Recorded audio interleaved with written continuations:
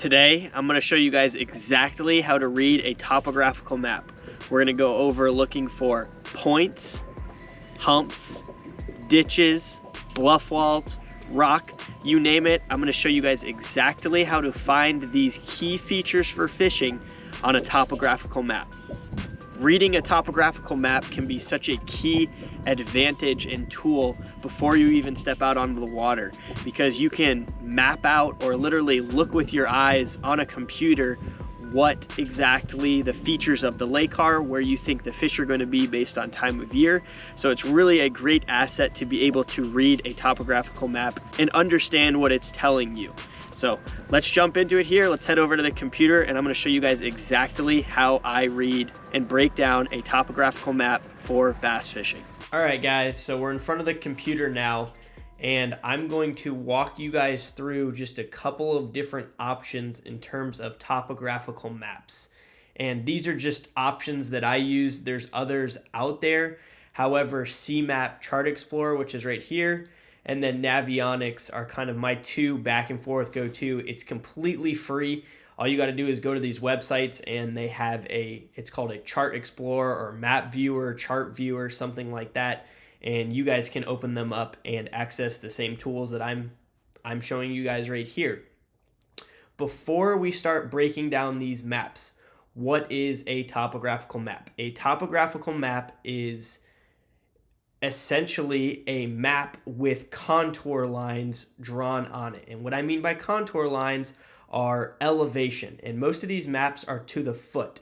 So they're going to show you the actual depth of the lake based on, I believe it's full pool. So it's going to show you, and this will make more sense here in a moment, but you guys can see every one of these lines is going to depict a certain depth to the foot.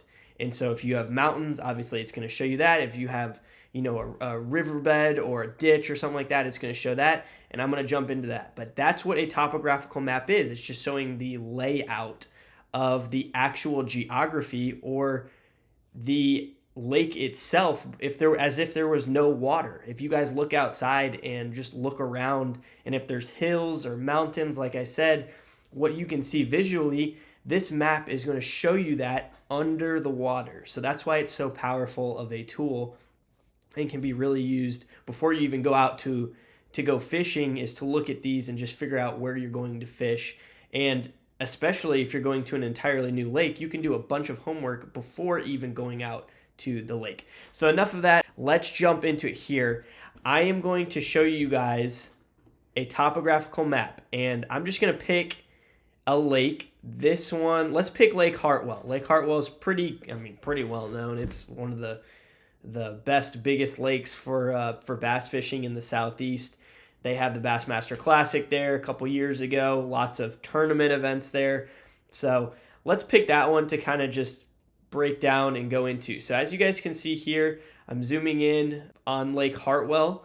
As you guys can see, it's got all the lakes out there. I mean, this is CMaps from Lowrance.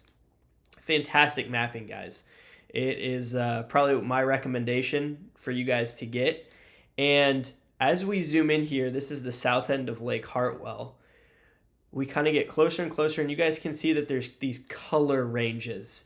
And before we jump into this, color ranges are going to help out tremendously with helping you guys identify what the layout or geography of the lake itself is, because you can visually see the separation of the contour lines. You're going to hear me say contour lines a lot.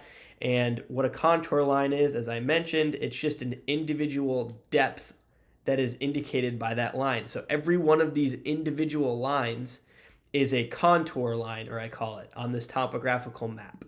So that's what that is. And I would strongly recommend you get a map card that you can adjust the colors based on depth ranges. It'll help you guys read the lake a lot clearer. So two options that I know off right off the bat are Humminberg Lake Master, one of the best maps out there, and Lowrance CMaps, and they have come a long way, guys. This is phenomenal mapping as well. That's what I use, is the Lowrance CMap, and it allows you to literally on your unit or on the computer if you have a subscription, go ahead and type in certain depths and make it a certain color. So if I wanted, 0 to 5 feet to be, danger zone, I don't want to go there because I don't want to hit bottom, I might make that red, and I can type that in, and boom, it's going to make everywhere on the lake that's 5 feet and less red. And then let's say if I want to add a range of, I think the fish are in 20 to 30 feet, I'm going to go in, type in 20 to 30 feet, and I might want to say that's green. Green means go. So I'm going to go ahead and type that in, and it'll adjust every contour line on the entire lake from 20 to 30 feet and make that green. So I can go ahead and just look from a high level and see everywhere on the lake where I think the fish are going to be at that particular time. So color coding is super helpful. That's the reason I jump into that with you guys. If you can get a map with color coding, it helps a bunch. So Lowrance Sea Map, as you guys can see here, is color coded. And let's jump over to Navionics just so I can show you guys the difference. This is also Lake Hartwell. I'll jump in here. And depending on what kind or what map you prefer to look at, sometimes it's a little bit easier, without all of the colors, to look at, a map with no colors. So I can kind of go back here. That's with colors. And then that is without. And for me, guys, all mapping companies are a little bit different. Some of them are going to be off a little bit, and so you can cross-reference different maps to see different features of the lake. But now that I've explained all that, let's go ahead and jump into, just to make sure we're in the same part of the lake here, let's start to jump into, as I mentioned before, I'm going to walk through 4 things here. I'm going to walk through points, humps, ditches, and bluff walls. So let's go right into it. Let's start off with a point. A point is something that sticks out into the lake. It's a piece of the shoreline that sticks out into the lake, and it can also be an underwater piece of the land that sticks out into the lake. But basically, it's going to break off that section of the lake that it's at and just create a pinch point for bass and bait fish to swim over. So I'm on the Navionics tab here. As you guys can see, this yellow is the land. So this is a long point that sticks out all the way to here. And then underwater, you have these points that stick out. So you have, just off of this one point, check this out, guys. Just off of this one point you can see with your eyes, underwater, there's 1, 2, 3, 4, 5, 6, 7, 8, and then all of these other little points that stick out. Any one of those is a point. And as you guys can see, this is just a one color map, again, on Navionics, but anything that sticks out into the body of water, that's a point. And you guys can see that because of the highlighted depth range. Again, it sticks out here and it drops off into deep water. So that's how you know that that's a point. Let's go to another section of the lake over here and just kind of look around and just see what we can find here. So here's another point right here. See, the land comes out here, and that just creates a point right on this edge. And you can see, just kind of from zooming out at a high level, this is the river channel, kind of swings in here and goes back there, and that's a point that sticks out and intercepts it. Here's another point right here, it sticks out. It just basically, again, points out and breaks up the land. So let's go take a look at it on the sea map. Again, same thing, we'll go back to this point. Sea maps normally takes a little bit longer to load, but as you guys can see, this is the same point we went ahead and looked at. And on this color-coded map, you guys can see red is shallower and blue is deeper. So we go red, yellow, green, blue. That's kind of the depth progression.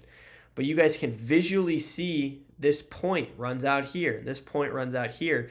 You can almost, with the colors, it just helps put together that picture, just visualize it as this is higher ground and this is lower ground, as if there was no water in this, guys. So that's kind of how visually to take a look at it. This is the mountain top. This is the valley right here.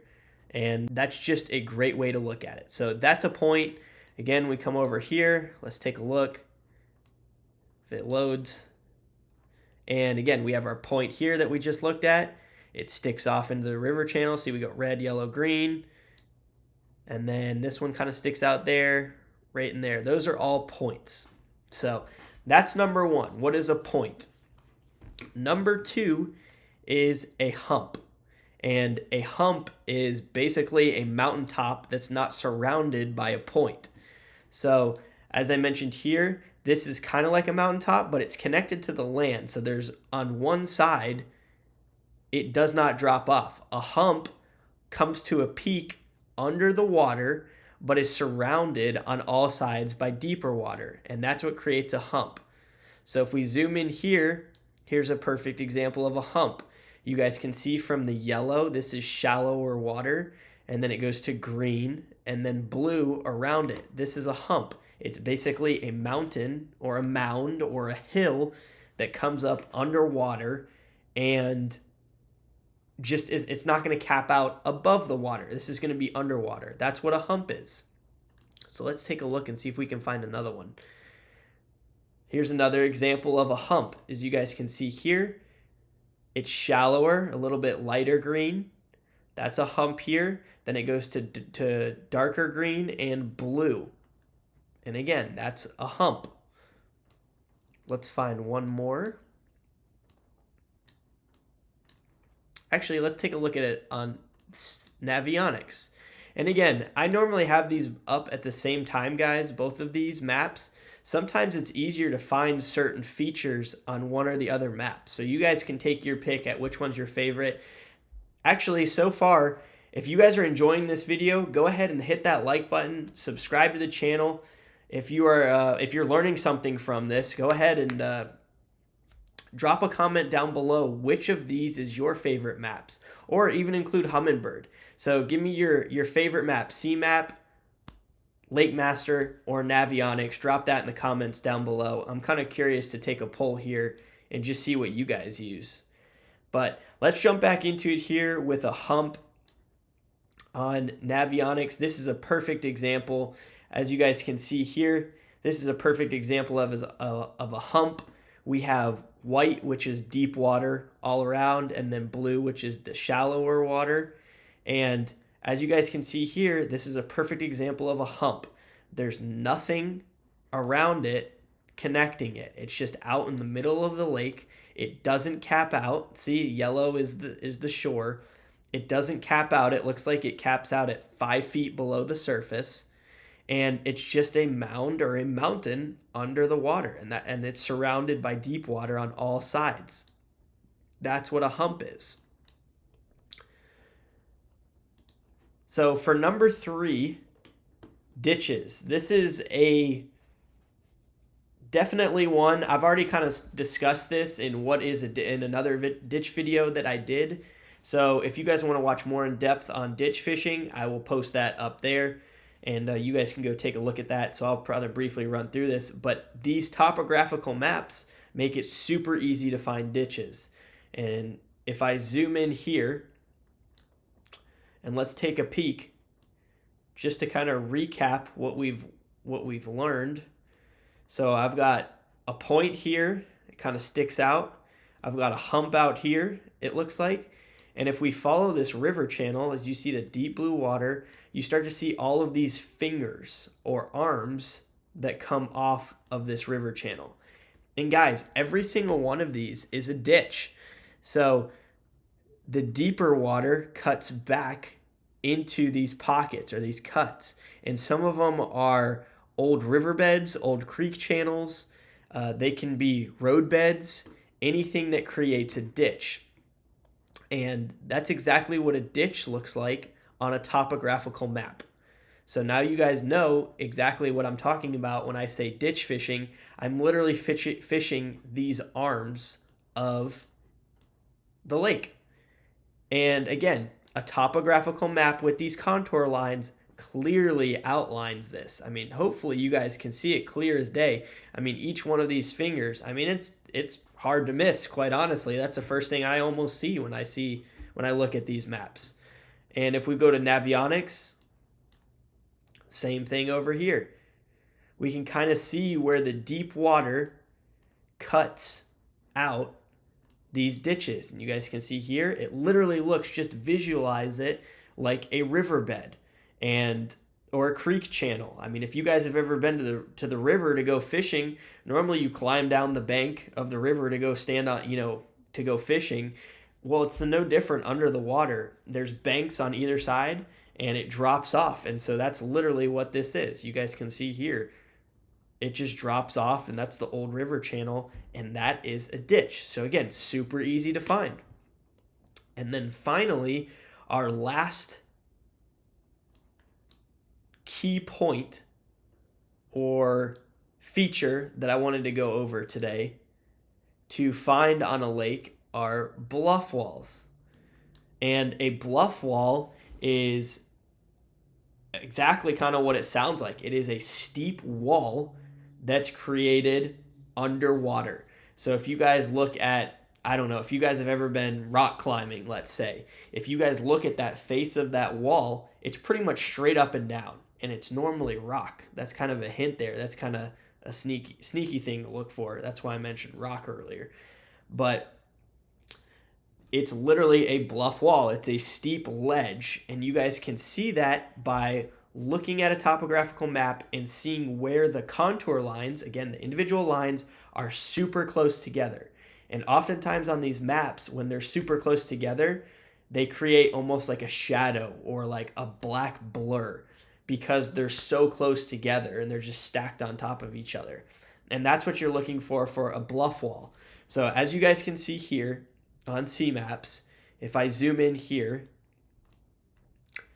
this would be considered a bluff wall, and it's normally where the river channel runs up against the shoreline. And as you guys can see here, it's 100 feet in the middle of this river channel, and it's 7 feet right here. So super close to the bank, this river runs right up against it, and it's going to create that wall. And as I zoom out a little bit here, you guys can see that black that I was talking about. Let's go over to Navionics so I can show you guys this here. So see on Navionics, when I'm here, look, see how black that is, guys? That's because the contours are stacked on top of each other. And this literally goes from, it looks like 120, 110 feet all the way up to 0 right here. I mean, look at how close they are together. That means that it's a giant wall. I mean, it goes from 0 to 100 real fast. Like, it's just a straight vertical drop. And that's a bluff wall. And normally, as I was getting into a little bit ago about this tip, normally when the wall drops off that hard, it's normally rock. So when a river is flowing and water is moving, I'm sure a lot of you guys know this, but anything like sand, clay, mud, dirt, anything like that, over time is going to get washed away. However, things that don't move, and when you hear people say like rock and ledges, stuff like that, it's because there's literal rock that can't be moved by the water. So over time, it's washed away all the dirt and the clay and the mud, but what remains is the rock. And again, that rock's not going anywhere for a long time. And so it just creates a steep wall because, again, that rock created that wall. The water's not moving it away. So that's a good place to fish almost year-round. A lot of times in the winter, you guys know bass love the rocks in the winter. They hold heat. The rocks can hold crawfish, food, bluegill, shad, all sorts of stuff. So those bass love to group up on those bluff walls in the wintertime. So that's my 2 cents on that. Hopefully you guys have learned how to read and understand a topographical map better. It's really simple, guys. So just spend the time doing it, and eventually you'll be able to take what you see, and when you go to the lake, you're like, oh, I've already seen that, or oh, this makes sense now at why this looks like that, or oh, now when you go to see a bluff wall, when you go to the lake and it turns out to be a rock bluff wall, you just start to build that confidence to start planning your fishing trip on the computer before you actually go to any one of these lakes. Same thing with ditches, especially now in the wintertime. That seems to be a pretty hot topic, and everyone's looking for ditches. One thing, if you're going to a new lake, go spend, a half hour on the computer and just plan out, 30 ditches you want to go take a look at that look the best to you. And it just helps save a lot of time, and will really make you guys more efficient on the water. And the same thing in the springtime, those points, you're looking at going to a new lake and trying to find points where those fish are going to be moving back into the spawning pockets. Take a look at your topographical map. It'll show you exactly where the points are. And finally, same thing in the summertime when you're looking for offshore humps, when those fish get stacked up in the heat of summer. Same thing. Instead of wasting a bunch of time idling around when you actually go to the lake, take some time to do some research and, check out those humps before you get out there. So again, hopefully you guys learned something from this video. I've had a lot of you guys ask me, relatively some tips to read a topographical map and how do I break down these maps of the lakes that I go to before I go to them. So if you guys enjoyed this or learned something from it, go ahead, drop a like down below, subscribe to the channel, turn on the notification bell. There's some really, really cool videos coming out very, very soon. Thank you guys so much for the support. I really appreciate it. And as always, I will talk to y'all soon.